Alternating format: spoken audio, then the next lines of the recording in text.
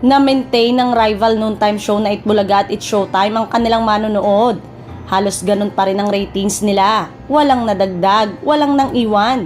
Patuloy na tinututukan ng kanilang loyal viewers. Ang It's Showtime, naglalaro lang ng 7% at 8% ang pang-araw-araw na ratings. Medyo nadagdagan lang ng pagdating ng Sabado. Sabi ng ilang taga TV5, hindi nababahala rito ang mga taga Itbulaga dahil aware sila kung hanggang saan lang ang reach ng TV5 at hindi pa naman maaasahan ng televiewers sa RPTV. Hindi kagaya sa It's Showtime ay mataas na talaga ang televiewers sa GMA7 pa lang at dagdagan pa ng GTV, A to Z at meron pa sa Kapamilya Channel. Kaya hindi raw nababahala rito ang taga Itbulaga. Wala raw silang nararamdamang pressure dahil panay pa nga ang taping nila ng ilang episode.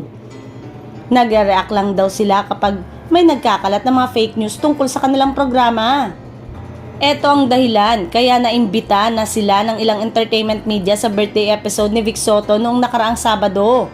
Nakatulong ang It's Showtime para tumaas ang ratings ng pre-programming nitong TikTok Lock. Pati na mga kasunod na It's Showtime. Naabot kamay na Pangarap at Lilet Matias, Attorney at Law.